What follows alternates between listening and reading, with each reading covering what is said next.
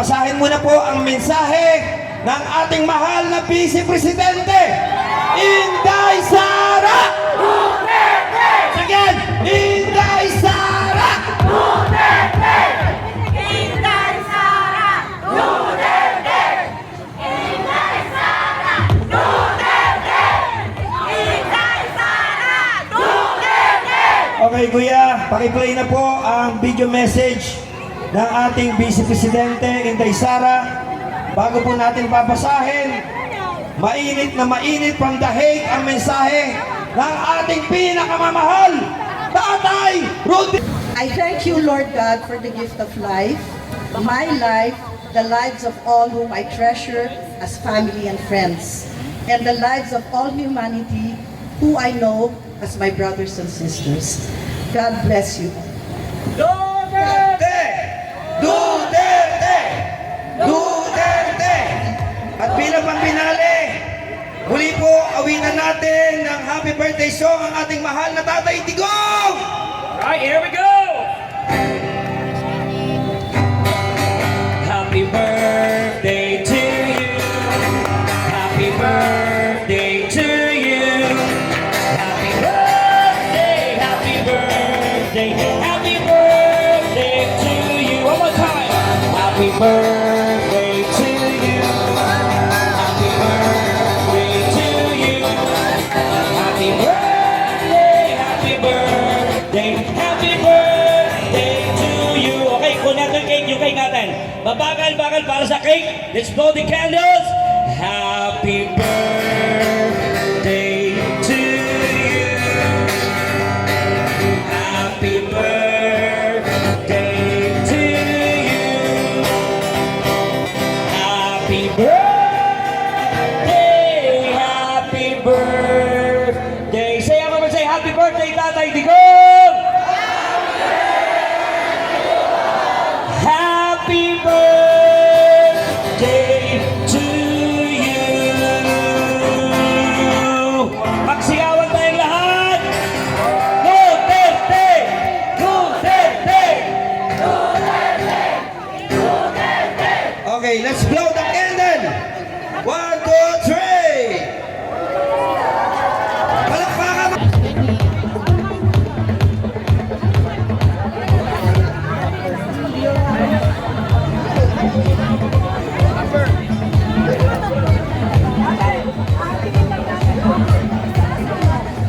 Birthday niya ngayon, masaya ako, nakasama ko kayo na mag-celebrate ng birthday niya.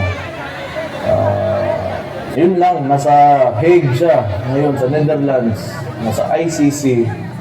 Kasi inaresto sa hindi tama na paraan, illegal na paraan, yung tatay ko at isinuko ni Bongbong Marcos sa mga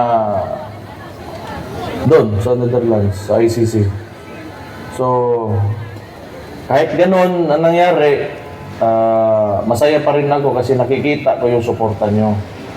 So, malaking bagay yan sa amin. Gusto ko malaman nyo na malaking bagay talaga yan. At huwag na tayong tumigil hanggat sa hindi makabalik si PRRD. Kailangan malaman talaga ng administrasyong ito na hindi tayo pumapayag sa ginawa nila. Yun lang.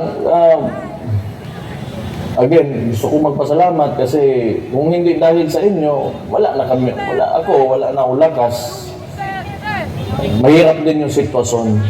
Alam ko, marami tayong nasasaktan ngayon dahil sa nangyari, pero mahalaga talaga na lumaban tayo. Hindi pwede na tayo ay magpapatalo lamang. So, kailangan pakita natin na hindi tayo talaga pumapayag.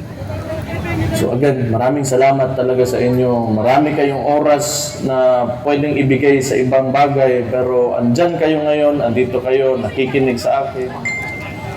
Wala akong masabi sa inyo.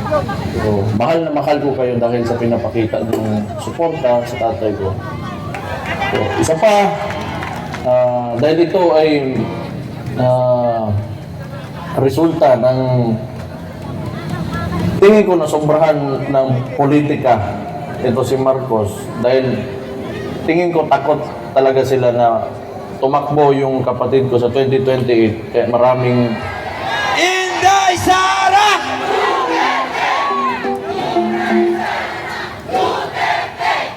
Inday Sara Duterte! mga movements o mga kilos sa politika laban sa pamilya namin na ginagawa ng administrasyon. So, gusto ko lang dahil I want to take this opportunity na wag natin kalimutan yung mga issue, yung sa GAA, pati yung sa PhilHealth ng mga pera na hindi nila masagot. At yung kung paano ginagamit ang ayuda ngayon para sa eleksyon. Yun ang mahalaga rin. Hindi natin patuloy na i-question natin Kung saan yung mga cellphone niyo? at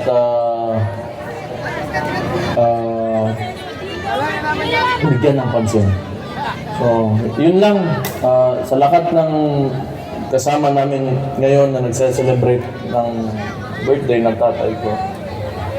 Again, mahal na mahal ko kayo dahil alam ko mahal na mahal niyo yung tatay ko. Malaking bagay yan sa amin. So, thank you very much. And Mayor Bastedo